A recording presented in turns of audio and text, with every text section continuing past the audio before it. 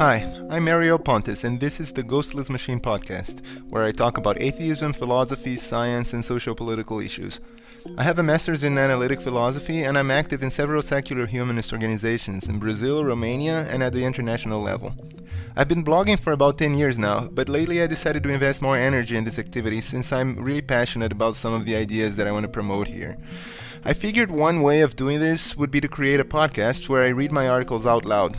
We're busy people, and I know it's hard to stop and read a 30-minute article nowadays, so it's no surprise that podcasts and audiobooks have become as popular as they have in recent years. I wasn't sure what article I should read first.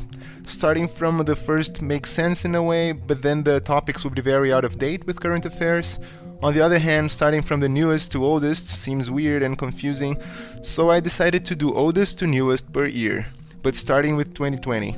After I'm done with this year's posts, I'll do the same with 2019, 2018, and so on and so forth, unless I publish a new article, in which case I'll publish a new podcast episode right away. Okay, that being said, I'll kick off this podcast by reading my first article of 2020, titled On Jordan Peterson, a review of 12 rules for life and other content. A few months ago, I decided to read 12 Rules for Life. All my progressive friends hated Jordan Peterson. He was the butt of many jokes in most philosophical or political pages I followed, and the target of strong criticism by most publications I read. On the other hand, many friends of mine who are super nice, open-minded, accepting, and non-judgmental men and women, but who are completely oblivious about politics, seem to be enthralled by him. On top of that, Sam Harris, a public intellectual that I deeply admire, seem to have a very favorable attitude towards Peterson, even though they disagree on some fundamental issues. I had listened to all their debates, but I couldn't make up my mind, so I finally decided to take a final step and read his famous or infamous book in an attempt to formulate my own opinion. Most of my life I've read and thought a lot about ideological subjects such as religion, science, politics, philosophy, etc. I completely avoided thinking about life, career, relationships, etc., and I was completely cynical towards any type of self-help. It was only recently that I started spending large amounts of my mental energy on these topics and being more in touch with my psychology and emotions. As a skeptic, I try to apply the same principles of epistemic humility and vigilance when analyzing my own behavior, and I must say that this is a very humbling experience that makes my lack of free will painfully apparent. Being somewhat of a centrist, I am often accused both by progressives and conservatives of leaning too much to the other side, and so I was really trying to be neutral when reading this book, so that I could form an authentic opinion. But that is incredibly hard. What does authentic even mean when we are always being influenced by something? What does my true self think about the book? Is there such a thing as its true self at all? I feel like I could choose to interpret the many lessons in the book as either positive or negative, depending on whether I choose to embrace my leftist egalitarian side or my centrist dark web intellectual side. And perhaps that's what's so tricky about Jordan Peterson, and why it's hard to point out to what you don't like about what he says when you get triggered by some of his more controversial statements.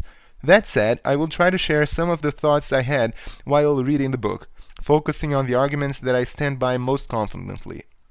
What I partly resonated with. The 12 rules in Peterson's book are the following.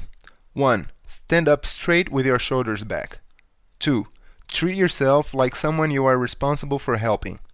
3. Make friends with people who want the best for you. 4. Compare yourself to who you were yesterday, not to who someone else is today. 5. Do not let your children do anything that makes you dislike them.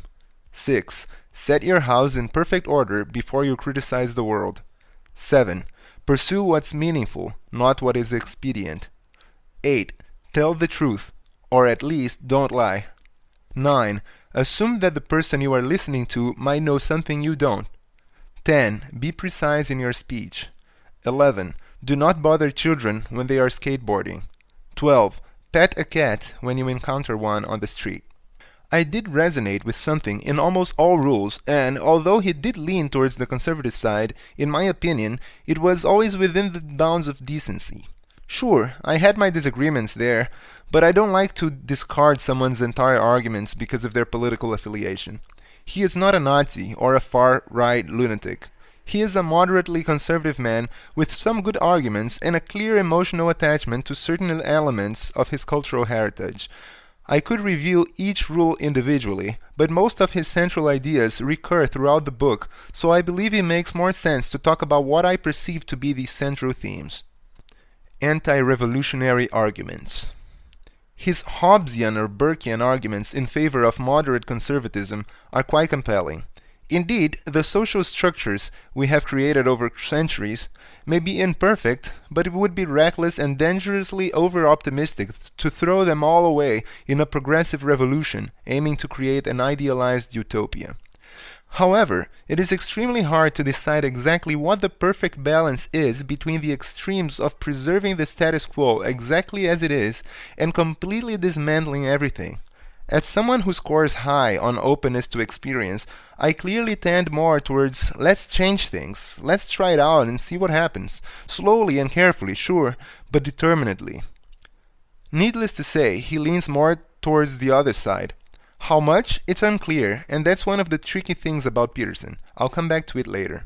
He also means this revolutionary attitude is dangerous, not only in the political realm, but in the psychological one as well. If we have no system of values to hold on to, we will spiral into chaos. I don't know how much I agree with this, and he didn't mention much research to sustain this point as far as I remember. His views seem to be based on personal and clinical experience. I, for one, don't feel so completely disoriented just because some ideas about masculinity, sexuality, or family are being challenged.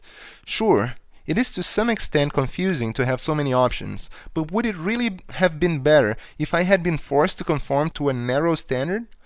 Maybe everything would be easier for people like him, who presumably already sort of fit the standard. But for the weirdos of society, it would be much worse. And that's why I understand when people accuse him of being a clueless, straight white man, even though I usually dislike this type of accusations against people's identities. Oversensitivity and victim entitlement. It is a modern trend to be overprotective of everybody.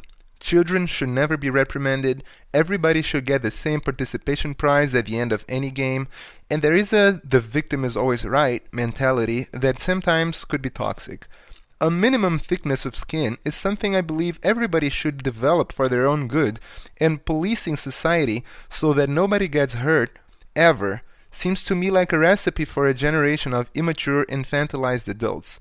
I think it's annoying for the people being policed, but even more damaging for the people being protected. This is a recurring theme in Peterson's discourse, and I largely agree with it. Even if we are wrong at the empirical level, and it turns out to be good for people to indulge in their sensitivity with no restraint, which I doubt, I would still maintain at a philosophical level that there is a limit to our moral obligations towards others. A certain level of discomfort in daily life is something normal and unavoidable, and it cannot be my moral duty to get out of my way to prevent that from happening. We have limited resources, and it's costly to make this effort, so it must be legitimate to stop at some point. But where should we draw the line? I don't know. That's a topic for another article. Biological differences between men and women. The behavioral differences between men and women are partly explained by biology. This is true, but this is an extremely delicate topic that must be approached with great care. It is debatable whether Peterson approaches it with sufficient care or not, but I share his dismay towards people who simply deny it because it's ideologically convenient. I have written 2 articles that explain in a bit more detail where I stand on issues of biological determinism and gender equality, the dangers of biological determinism, and why Django girls. Hierarchy is natural, to some degree inevitable, and not always bad. Peterson starts his book with the now famous analysis of lobster behavior, illustrating rule number 1, stand up straight with your shoulders back.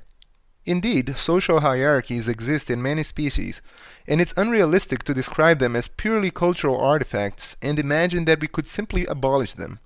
Also, hierarchies have allowed us to organize ourselves into increasingly complex structures and as a consequence create technology that we could have never dreamt of otherwise, much of which is used to improve our well-being as humans. Sure, this is not to say that certain hierarchies cannot become toxic, which he acknowledges, but to demonize all hierarchy is counterproductive, he argues. We should admire our competitors, not resent them, And when we find ourselves too low in a hierarchy, it's either our job to lift ourselves up by our bootstraps and do some inner work to excel, or to find another hierarchy which is more suitable for us, since in modern life there are many games being played in parallel. You may not be at the top of the hierarchy at your job, but you may be at the sports club. What I disliked the most.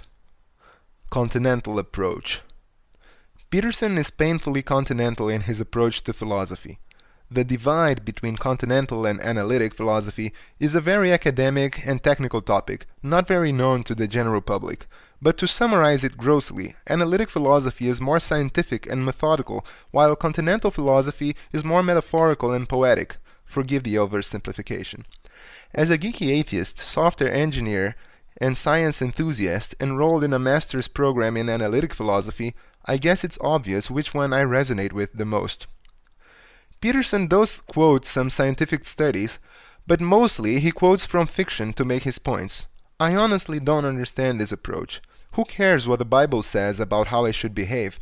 I want to know if there are studies showing that those rules obtain results.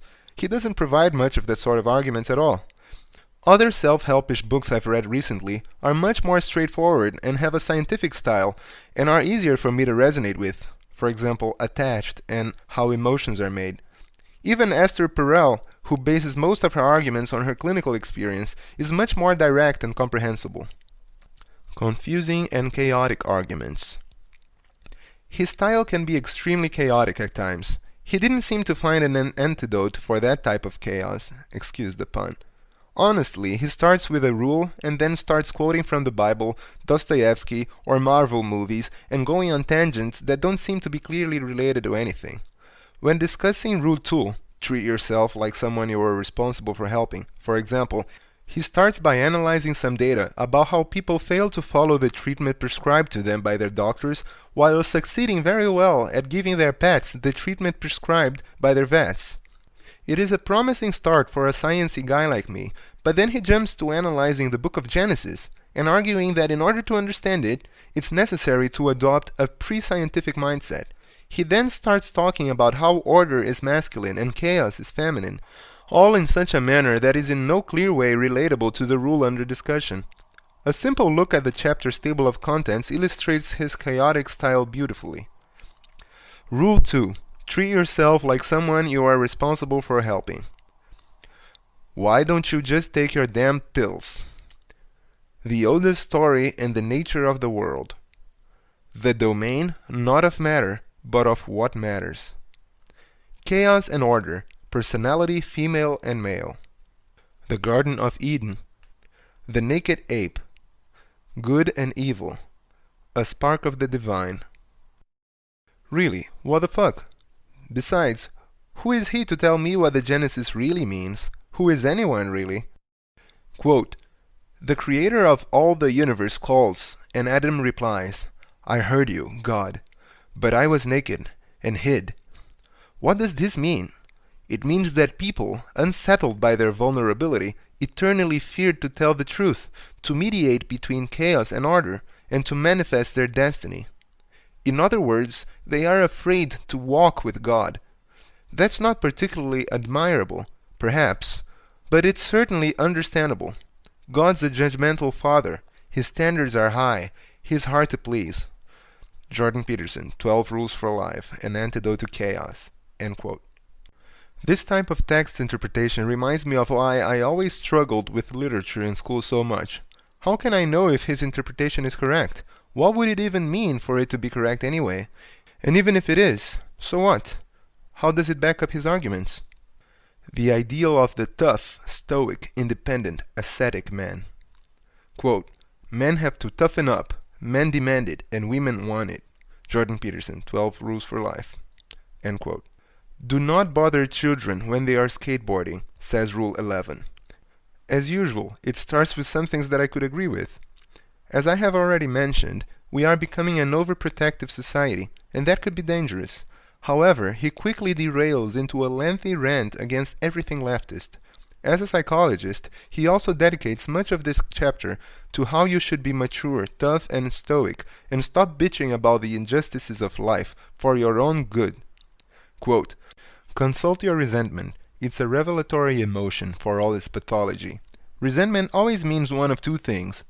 Either the resentful person is immature, in which case he or she should shut up, quit whining, and get on with it, or there is tyranny afoot, in which case the person subjugated has a moral obligation to speak up. Why? Because the consequence of remaining silent is worse. Of course, it's easier in the moment to stay silent and avoid conflict, but in the long term, that's deadly. When you have something to say, silence is a lie, and tyranny feeds on lies. When should you push back against oppression, despite the danger? When you start nursing secret fantasies of revenge, when your life is being poisoned and your imagination fills with the wish to devour and destroy. Jordan Peterson, 12 Rules for Life. End quote. To his credit, I do genuinely believe his advice is good for some people. In this chapter, it becomes clearer than ever that his book is intended for the so-called losers of the world, people who smoke weed all day, have no job, no career, no ambition, who live in their mom's house at 35, have a terrible love life, play video games in their underwear covered with Cheetos dust, and blame everything on society without doing anything to get out of their situation. For these people, his advice may indeed be good, but not for everyone. Although he acknowledges that resentment can sometimes be a legitimate response to oppression, most of the book treats it as a sign of immaturity. To me, particularly, this discourse seems quite harmful, and it's hard to explain why without talking a bit about my personal life. From my early adolescence to my mid-20s, my life can be summarized for the purposes of this article as a perpetual struggle between what I felt my true self was and that which I felt was expected of a man growing up in Rio, Brazil. Who was I? A quiet, shy, introverted, socially anxious, nerdy boy, interested in rock music, religion, spirituality, science, and philosophy. I didn't like sports. I wasn't good at any of them. And I was very nonviolent, non-competitive, risk-averse, and conflict-avoidant. Who was I supposed to be? A confident, sociable, funny, popular, competitive, sporty guy who's particularly good at soccer and surfing, and who seduces as many women as possible. Did I want to be the person that I was expected to be? To some extent, sure. Did I resent and envy people who succeeded in conforming to those standards? Again, to some extent, yes. Did I toughen up, stood up straight with my shoulders back, and decide to make some changes in my life so I would be more like those guys? Or did I wallow in resentment, intellectualizing the whole problem and finding arguments to justify my low position in the social hierarchy, blaming it largely on society? I did a bit of both, but mostly I did the second. And the thing is, I am quite happy with that, because I truly believe my justifications were largely valid. Sometimes, when your values are not aligned with those of society at large, it is your values that are higher and more noble. Sometimes it is the system that has to change, not you. To be clear, I'm not saying it's bad to be interested in sports and competition per se, but there are healthy and toxic ways of pursuing those interests. The superficial, anti-intellectual, and sexist pickup culture in which I grew up was definitely in the latter category. I took very long until I boldly embraced my truer self.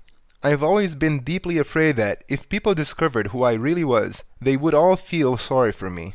I was convinced that women would find me pathetic and unattractive, so I tried to hide my shyness, I tried to hide my resentments, and I tried to deny who I was. I avoided being too different. I avoided styles that deviated too much from the mainstream, afraid that it would make me seem weird, even though that's what I liked. I avoided talking about intellectual subjects because I had been convinced that I would be seen as pedantic, nerdy, and unsexy. At some point, however, I was lucky to meet people outside this reality, and I gradually started avoiding the circles that I considered toxic to me. That allowed me to slowly start to become more me, but there was still a lot of work to be done. It wasn't until about 2 years ago, after a series of painful events, that I went through some sort of mental revolution that radically changed my attitude towards life in a way that I find was extremely positive. One of the things that helped me make this transition was reading Lying by Sam Harris. Combined with the other things that were happening in my life, this long essay made me feel emboldened to embrace radical honesty and be unapologetically me.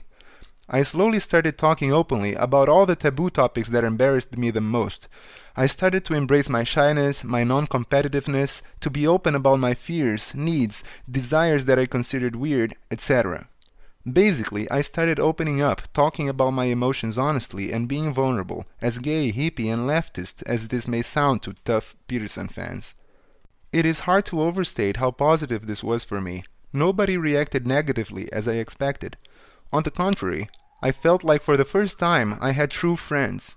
Women didn't seem at all turned off by this, on the contrary. So what took me so long? In a few words, toxic masculinity. And what helped me finally do it?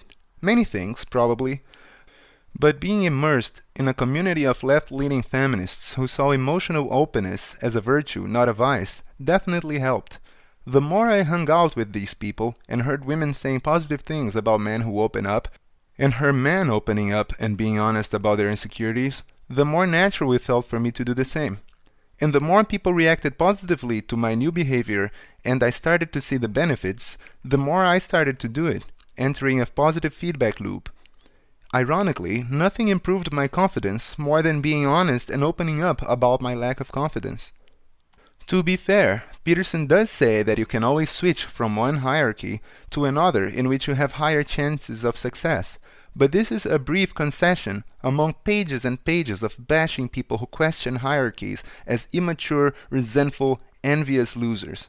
The message that remained with me after reading this book is: stop complaining about hierarchies. They are natural and you cannot get rid of them. Stop resenting the success of your competitors. This is toxic and destructive.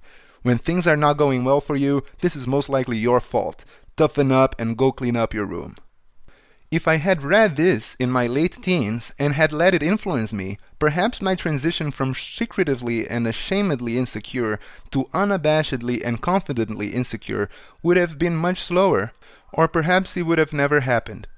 And I would have been vulnerable to this discourse, because I remember how annoyed I was by motivational cliches such as be yourself, etc. back in my darkest teenage days. I truly believed that it was irrational, unrealistic, or that at the very least it could apply to some people, but not me. Turns out it did apply to me. Of course, sometimes the problem is you, and you have to work on yourself, but not always. I am sure Peterson would defend himself, saying that he never said this is always the case, and that he did acknowledge some hierarchies can be oppressive. But I believe a lot more of the book should be dedicated to helping people figure out in what type of situation they are. The amount of focus he puts on talking about a single side of the issue says something about him, and this brings me to the next section. Pandering to the alt-right. So hierarchies are natural, and to some extent desirable. To promote absolute equality is misguided and infringes on people's freedom. On the other hand, militating for absolute freedom without any care for social responsibility is also misguided. The eternal battle between left and right politics is one of finding a trade-off between the two extremes. Most moderate people would agree with that, Jordan Peterson included. However, it is clear that Peterson is disproportionately devoted to criticizing the left side of the spectrum. Why so? In the end, I believe the truth is because the left annoys him more than the right. And to be fair, I am also annoyed by the far left. But the committed rationalist in me forces me to ask questions such as, are annoying cliché leftists the biggest problem our society is facing right now? I really don't think so. I agree. If far leftists manage to transform the world to whatever they want overnight, the result will be a dystopia where I don't want to live. However, if they don't manage to change the world overnight, but only to exert some pressure in that direction, I believe the world would be improved, while if far-righters manage to do the same, I believe the world will get worse. Perfect equality imposed by force is bad, sure. More equality produced by egalitarian policies, however, is good. When do we stop? I don't know, but why stop now? This is not to say that we shouldn't criticize the excesses of the left. We should. But if this becomes the main cause you fight for, I believe your priorities are profoundly misguided. And that has clearly become the case for Jordan Peterson, and I believe this says something about his personality. I feel a discomfort towards Jordan Peterson, like I'd feel a discomfort towards a Holocaust historian who doesn't identify as a Holocaust denier, but whose career consists mainly of publishing attacks on mainstream accounts of the Holocaust, always pointing out to how exaggerated they are, how some studies are flawed, how things could have been much worse, etc. Such a historian may claim he does everything out of pure commitment to truth, and that he has nothing against Jews, He even has Jewish friends. But it would be extremely weird and suspicious to dedicate your career to this. But what if it paid really well? It's hard for me not to get a vague feeling that Peterson is a slightly shady and opportunistic character. He seems to be a provocateur because this is what gets him views, likes, and shares. Perhaps the best example of behavior that I cannot help but see as at least in large part a marketing stunt is his all-beef diet. It's just so Jordan Peterson that it's impossible not to see the pattern. It's impossible not to see it as just another instance of teasing left-leaning vegans in order to pander to his alt-right audience. Sure, I could be wrong, but I don't think this is an entirely implausible speculation. All his claims about his diet are just insane. He claims he felt an overwhelming sense of impending doom for the whole month and didn't sleep for 25 days because he had apple cider one day. As Carl Sagan says, extraordinary claims require extraordinary evidence, and he says he figured out this diet by eliminating things one by one, semi-randomly, until he was only left with beef. I wonder why beef was the last and not first thing he removed. Of all foods, beef is the most damaging to the environment. It's also very masculine to only eat beef. It's just too hard to see all this as pure coincidence. Everything Peterson does is exactly everything he should do if his goal was to maximize his fame and wealth. Sure, it could also be that he is truly ideologically committed to the ideas he promotes and that in the course of spreading these ideas, he is also getting fame and money in the process. I cannot exclude this possibility. Personally, though, I am skeptical. Illusion of neutrality. Quote, since all outcome inequalities must be eliminated, inequality being the heart of all evil, then all gender differences must be regarded as socially constructed. Otherwise, the drive for equality would be too radical, and the doctrine too blatantly propagandistic. Thus, the order of logic is reversed, so that the ideology can be camouflaged. The fact that such statements lead immediately to internal inconsistencies within the ideology is never addressed. Gender is constructed, but an individual who desires gender reassignment surgery is to be unarguably considered a man trapped in a woman's body, or vice versa. The fact that both of these cannot logically be true simultaneously is just ignored or rationalized away with another appalling postmodern claim, that logic itself, along with the techniques of science, is merely part of the oppressive patriarchal system. Jordan Peterson, 12 Rules for Life, end quote. Throughout his book, lectures, and discussions, Peterson is constantly attacking everything he doesn't like as ideological and propagandistic. He, however, presents himself as neutral and rational. He seems to have no problem with promoting his dubious and convoluted concept of Darwinian truth in order to defend his religious convictions against attacks from atheists, while at the same time vehemently accusing his opponents of being absurd, irrational postmodernists who reject truth and logic. Nobody is free from ideological bias. Of course, you can try to be moderate and rational, but we all have our values, and they inevitably influence our opinions on any political issue. That's why I never accuse people of being biased. I accuse people of being wrong, of being inconsistent, but not biased. That's an empty tautology. Of course my opponent is biased. Everybody is, myself included. Conclusion. Ending an article is always hard, especially when it's possible to draw multiple conclusions. Depending on the tone I choose, I may give the impression that I mostly disapprove of Jordan Peterson and send the message that it's the responsibility of their supporters to be more vigilant. Alternatively, if I conclude in a positive tone, I can give the impression that I think he is not that bad and that progressives shouldn't be so alarmed. So what's the final verdict? Well, both, or neither. The thing is, the message I want to send depends on the audience I'm targeting, so I'll try to split my conclusion in two parts. To Peterson fans. If you're a Peterson fan, I urge you to be more vigilant and think of the social and political implications of his seemingly apolitical self-help advice. Sure, I don't doubt that it's probably beneficial for your own personal growth to believe everybody can succeed if they try hard enough. It may give you the confidence boost you need to put your life back on track. But this is also the type of discourse that has justified brutal levels of inequality throughout history. The idea that certain people are hard workers and achieve success by their own merit, while others are lazy free-riders and resentful complainers, or a biologically incapable caste of inferior individuals, and that any state intervention is an attack against nature and fundamentally unfair because it punishes hard work and rewards laziness, is a very harmful idea that has been at the core of conservative discourse for centuries. And it can and has been used in the past to oppose the suffragette and the anti-slavery movement, for example.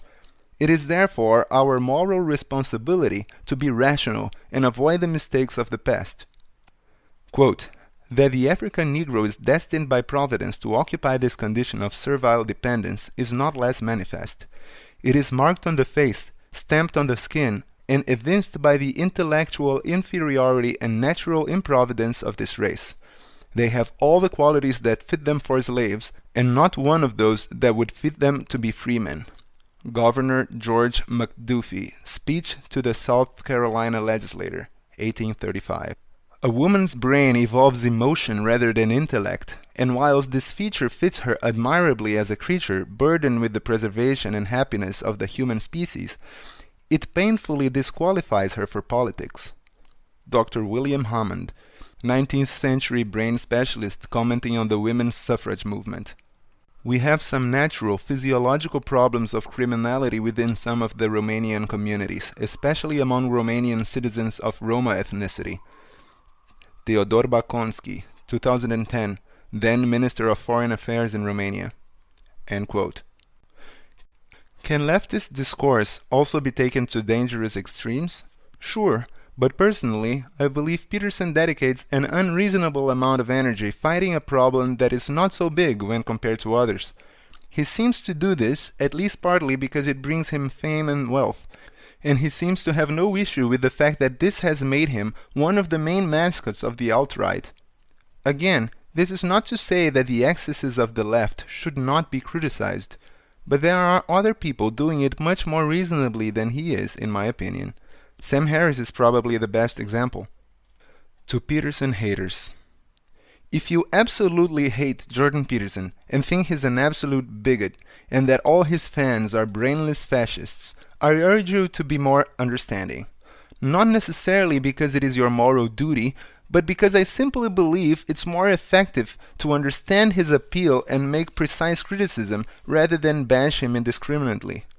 I took some positive lessons from this book, but as a left-leaning progressive, I feel the need to add caveats to many of them. A few of them include: stand up straight with your shoulders back.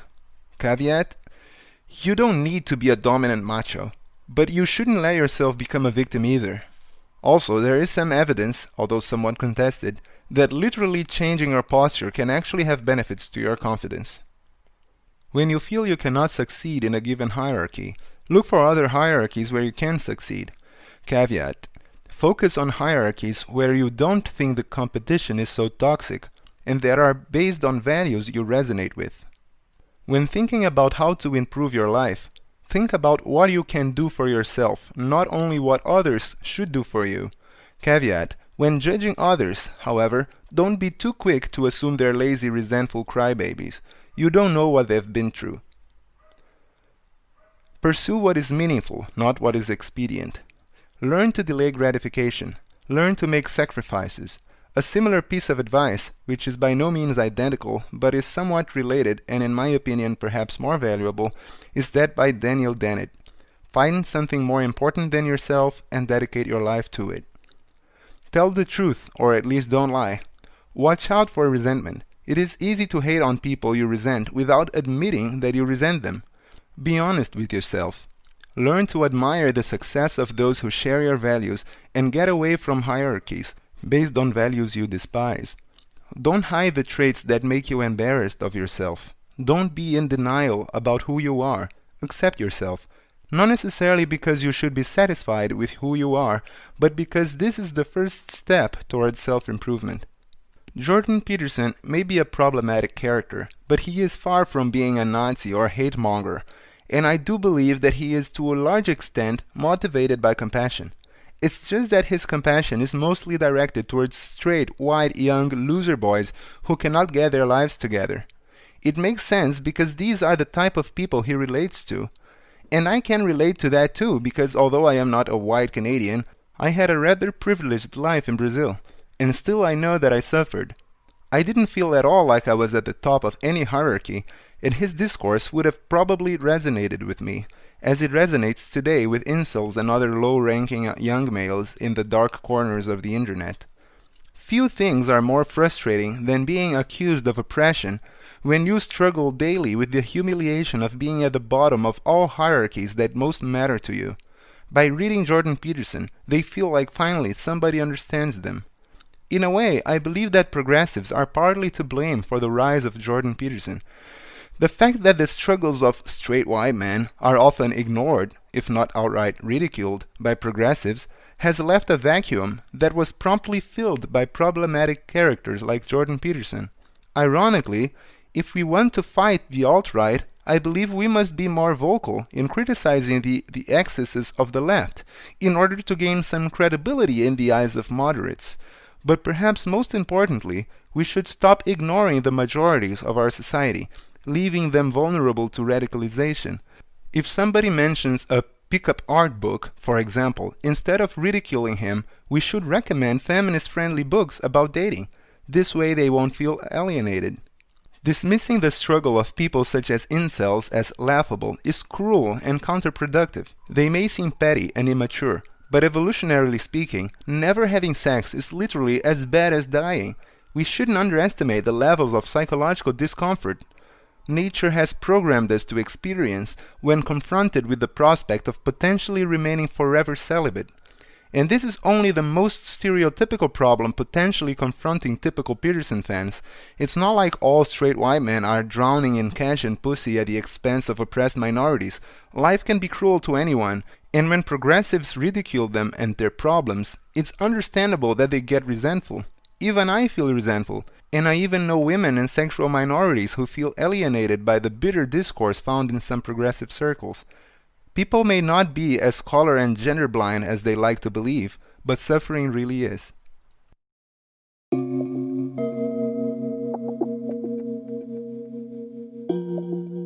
If you like this podcast, please like, share, subscribe, and support me on Patreon. You can find all the relevant links on ghostlessmachine.com.